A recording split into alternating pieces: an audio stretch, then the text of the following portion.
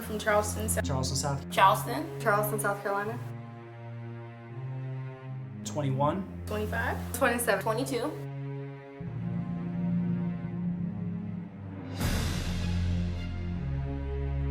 Honestly, I feel like it's been a rough year. Honestly, it's been up and down. It's been tough. I'm not gonna lie, it's been tough. extremely rough for everybody.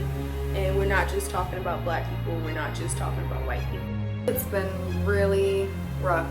A lot of madness, a lot of craziness, a lot of deaths. It's been a long year for us. Shooting at Mother Emanuel, the Confederate flag, the whole shooting with Walter Scott. Emmanuel church shooting. We had the shooting, we had the Confederate flag, we're changing mayors, we had that huge flood. Homelessness, it's been a lot of police brutality. With the Walter Scott shooting and the Mother Emanuel shooting and all of the racism in between, it's been very challenging, very divided.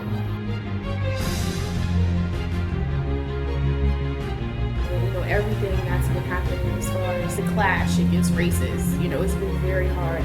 Very divided, especially within our generation. It seems like we are reversing. We're going right back to where we thought we came from. It seems like everybody hates each other, nobody wants to get along. Black people and white people can't seem to mesh together, we can't seem to get it together, get it right. In a place where we can just love each other and just get past all of those things. Everybody is so militant and everybody is, all about black issues, white issues. Everybody has to understand that civil rights does not translate to black rights. 2016. Well, I just want to see us all come together. I want to see the unity that we all clearly desire so much. I would like to see more of Charleston unified on a more regular basis. Everybody coming together. Feels like we only came together corporately, quote unquote, when bad things happen. And then after the bad things happen, we came to show how unified we were.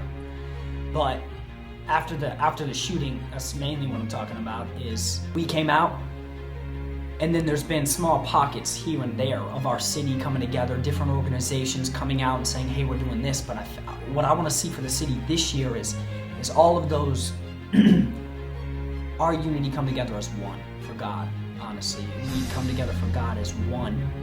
And we go out and we serve the city, not with greedy hearts, but we serve the city with what we know that we all have inside of us.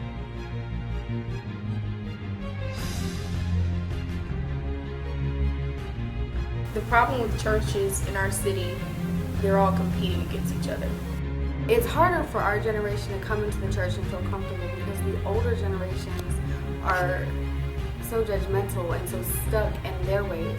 I feel like the church, they tend to judge really hard instead of helping us with these different problems, instead of loving us with these different problems, because we know what we're doing wrong. Even when it comes down not only homosexuality, not only sex, but when it comes down to drugs, when it comes down to pornography, we need help. I feel like the problem with the church is that our leaders, they're giving us too many ways out. There's not very many ways for us to hold each other accountable as a body and as a congregation.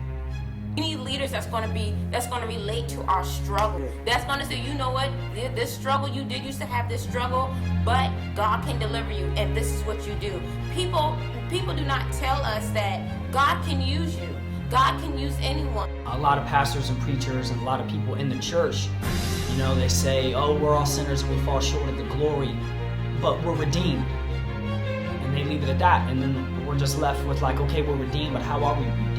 And we can't keep putting the same stuff in and getting a different result. Like, we want the change and we need the change, and I feel like our leaders want that for us, but you don't have to be perfect to be used by God, and that is what we are missing. Young people don't know that. Young people feel like they have to be completely free to be used by God. No, come as you are. God can set you free. God can deliver you. Come as you are. I feel like we need more accountability. We need more ways where we can get involved and we can get around and we can associate. We need to be developed in God's truth, in what God says, and not just falling short of the glory, and it's okay, God forgave you, but falling short of the glory, God forgave you, what are you going to do differently? What are we going to change from you? What did you learn? And holding people accountable and not just letting them say, oh, I fall short of the glory, I'll figure it out. See you later. We need to all have more backbone inside of us, me included. Me included. The Christ epidemic. The Christ epidemic. Christ epidemic. The Christ epidemic.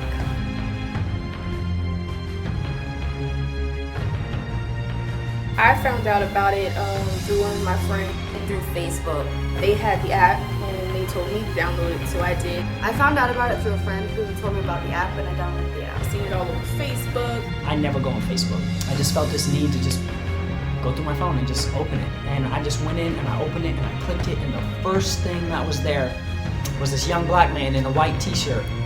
And he said, we need a change in our city. I'm tired of seeing this, I'm tired of seeing that. We need truth. And I'm just like, okay. And I watched this 5-minute video of a young man named Carl Blood, who's become a very close friend of mine, to speak truth. Not just what he felt, but God's truth on our situation, like what his word has said about it, and what his true heart was. It's all over the place. The Christ epidemic is right on the front line. We are addressing all of those issues that it seems like the church has stopped addressing or is afraid to address. We are talking about the real things that we are living out day to day, the things that we're afraid to say in church. We're actually discussing those things. Everybody is from a different church. 2015, the Christ epidemic has really shifted something. 2016, I mean, I can't even imagine.